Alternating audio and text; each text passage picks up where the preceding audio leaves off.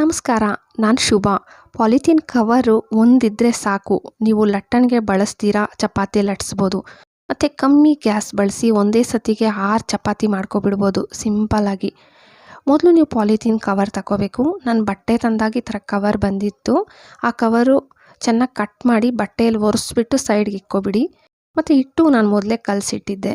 ಹಿಟ್ಟು ಉಂಡೆ ಮಾಡ್ಕೊಬಿಡ್ಬೇಕು. ನಿಮಗೆ ಇವಾಗ ಎಷ್ಟು ಹಿಟ್ಟು ಚಪಾತಿ ಮಾಡ್ಬೇಕಂತಿರ್ತೀರಲ್ಲ ಅಷ್ಟನ್ನು ಉಂಡೆ ಮಾಡಿ ಫಸ್ಟು ಸೈಡ್ಗೆ ಇಕ್ಬಿಡಿ.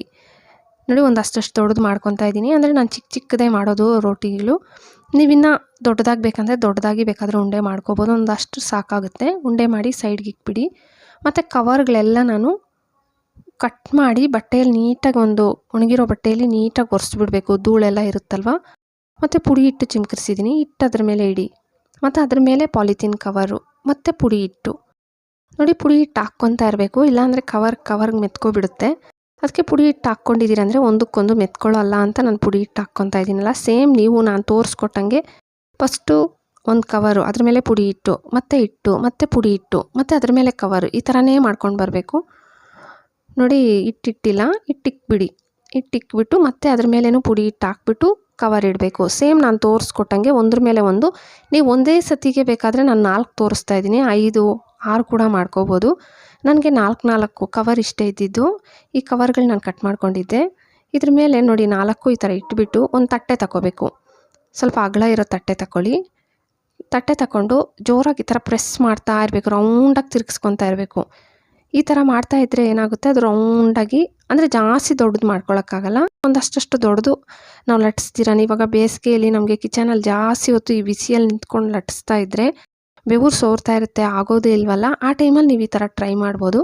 ನೋಡಿ, ಒಂದಷ್ಟು ದೊಡ್ಡದು ನೀವು ಲಟ್ಟಿಸ್ದಿರನೇ ರೆಡಿ ಆಗಿಬಿಡುತ್ತೆ. ಕವರ್ ಅಲ್ವಾ, ಕವರು ಪುಡಿ ಹಿಟ್ಟು ಬೇರೆ ಹಾಕಿರ್ತೀವಿ, ಜಾರ್ತಾ ಇರುತ್ತೆ, ಕರೆಕ್ಟಾಗಿ ರೌಂಡಾಗೇ ಬರುತ್ತೆ. ನೋಡಿ, ತೋರಿಸ್ತಾ ಇದ್ದೀನಿ. ನಾನು ಒಂದು 4 ಮಾಡಿಕೊಂಡು ಸೈಡ್ ಪ್ಲೇಟಿಗೆ ತಗೊತಾ ಇದ್ದೀನಿ. ನೀವು ಈ ಥರನೇ ಸೇಮ್ 4 ಮಾಡಿಕೊಂಡು ಒಂದು ತಟ್ಟೆಗೆ ಹಾಕಿಟ್ಬಿಡಬೇಕು. ಮತ್ತು ದೊಡ್ಡದು ಬಾಣಲಿ ತಗೊಂಡಿದ್ದೀನಿ. ನಮ್ಮ ಮನೇಲಿ ದೊಡ್ಡ ಬಾಣಲಿ ಇಲ್ಲ ಅನ್ನೋರು ಚಿಕ್ಕ ಬಾಣಲಿ ಆದರೂ ಒಂದು 4 ಆದರೂ ಇಡಿಸುತ್ತಲ್ವ. ನಂದೊಂದು 6 ಆಗುತ್ತೆ. ನಾನು ಸಾಮಾನ್ಯವಾಗಿ ಮಾಡುವಾಗ ಇದೇ ಬಾಣಲಿನೇ ಬಳಸೋದು. ಯಾಕಂದರೆ ಇವಾಗ ಗ್ಯಾಸು ಬರ್ತಾ ಇಲ್ಲ.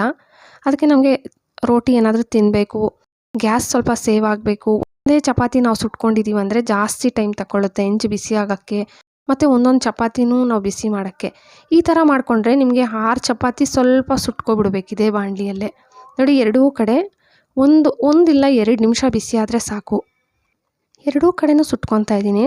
ಗ್ಯಾಸ್ ಲೋ ಫ್ಲೇಮ್ ಇಲ್ಲ, ಮೀಡಿಯಮ್ ಲೋನೇ ಇಕ್ಕಿ, ಪರವಾಗಿಲ್ಲ. ಆದರೆ ಸ್ವಲ್ಪ ಹೊತ್ತು ಬಿಟ್ಬಿಡಿ. 1-2 ನಿಮಿಷ ಬಿಟ್ಟಿದ್ದಾದಮೇಲೆ ಎರಡೂ ಕಡೆ ಥರ ತಿರುಗಿಸ್ಕೋಬೇಕು. ನಾನು ವಿಡಿಯೋದಲ್ಲಿ ತೋರಿಸ್ಕೊಡ್ತಾ ಇದ್ದೀನಲ್ಲ, ಸೇಮ್ ಹಿಂಗೆ ನಿಮಗೆ 6 ಚಪಾತಿ, 12 ಚಪಾತಿ ಕರೆಕ್ಟಾಗಿ ಸರಿ ಹೋಗುತ್ತೆ. ಇವಾಗ ನೀವು 1-2 ಟೈಮ್ ಮಾಡ್ಕೊಂಡಿದ್ದೀರಂದರೆ ನೋಡಿ, ನಾನು 1 ಟೈಮ್ಗೆ 6 ಹಾಕಿದ್ದೀನಲ್ವಾ. ನಿಮ್ಮ ಬಾಣಲಿ ಚಿಕ್ಕದಾಗಿದ್ದರೆ ಒಂದು 4 ಆಗುತ್ತೆ. ಇವಾಗ ನೋಡಿ, ಸ್ವಲ್ಪ ಚೇಂಜ್ ಆಗಿದೆಯಲ್ಲ. ಇವಾಗ ಸೈಡ್ಗೆ ಇಕ್ಕೊಬಿಡಿ 2 ನಿಮಿಷ ಆದಮೇಲೆ. ಗ್ಯಾಸ್ ಮೇಲೆ ನೀವು ಬೇಕಾದರೆ ಹೆಂಚಲ್ಲಿ ಮಾಡ್ಕೊತಾ ಇದ್ದರೆ ಹೆಂಚ್ಕೋಬೋದು. ಯಾಕಂದರೆ ಸ್ವಲ್ಪ ಆ ಕಡೆ ಸುಟ್ಟಿರ್ತೀವಿ, ಸ್ವಲ್ಪ ಬಿಸಿ ಆದರೆ ಸಾಕು, ನಿಮ್ಗೆ ಚಪಾತಿ ರೆಡಿ ಆಗುತ್ತೆ. ಇಲ್ಲ ನಮಗೆ ಬೆಂಕಿ ಮೇಲೆ ಸುಟ್ಕೊತೀವಿ ಅಂದರೆ, ನಾನು ರೋಟಿ ಯಾವಾಗಲೂ ಆಯಿಲ್ ಬಳಸಲ್ಲ ನಮ್ಮ ಮನೆಯಲ್ಲಿ. ನಾವು ಈ ಥರನೇ ಬೆಂಕಿ ಮೇಲೇ ಸುಟ್ಬಿಡ್ತೀವಿ. ಇಲ್ಲ ನಮಗೆ ರೂಢಿ ಇಲ್ಲ ಅನ್ನೋರು ಹೆಂಚು ಮೇಲೆ ಬಿಸಿ ಮಾಡ್ಕೋಬೋದು. ಆದರೆ ನಮ್ಮ ಮನೇಲಿ ಈ ಥರನೇ ರೂಢಿ ಇರೋದು. ಇದು ಒಳ್ಳೆ ಪೂರಿ ಉಬ್ದಂಗೆ ಉಬ್ಬುತ್ತೆ, ಮತ್ತು ತಿನ್ನೋಕ್ಕೂ ಟೇಸ್ಟ್ ಚೆನ್ನಾಗಿರುತ್ತೆ. ಆಯಿಲ್ ಏನು ಬಳಸಿರಲ್ವಲ್ಲ. ಮತ್ತು ಗ್ಯಾಸ್ ಅಂತೂ ನೋಡಿ ಎಷ್ಟು ಬೇಗ ಸುಟ್ಕೊತಾ ಇದ್ದೀನಿ ನಾನು. ನೀವು ಹೆಂಚು ಮೇಲೆ ಸುಟ್ಟಬೇಕಂದ್ರೂ ಗ್ಯಾಸ್ ತುಂಬ ವೇಸ್ಟ್ ಆಗುತ್ತೆ. ಈ ಥರ ಮಾಡೋದ್ರಿಂದ, ಮತ್ತು ಸೈಡಲ್ಲಿ ಬಾಣಲಿನೂ ಬಿಸಿ ಇದ್ದಾಗಲೇ ಇದನ್ನು ಬೇಗ ಸುಟ್ಕೋಬೇಕು ನೀವು. ಈ ಥರ ನಿಮಗೆ ಒಂದು ಸತಿಗೆ 6 ಚಪಾತಿ ರೆಡಿ ಆಗುತ್ತೆ. ನೋಡಿ, ತೋರಿಸ್ತಾ ಇದ್ದೀನಿ. ಟ್ರೈ ಮಾಡಿ. ವಿಡಿಯೋ ಇಷ್ಟ ಆದರೆ ಪ್ಲೀಸ್ ಲೈಕ್ ಕೊಡೋದು ಮರಿಬೇಡಿ. ಹಾಗೆ ಸಬ್ಸ್ಕ್ರೈಬ್ ಮಾಡಿಕೊಂಡು ನಿಮ್ಮ ಫ್ಯಾಮ್ಲಿ ಫ್ರೆಂಡ್ಸ್ಗೆ ಶೇರ್ ಮಾಡೋದಂತೂ ಮರಿಲೇಬೇಡಿ. Thank you friends.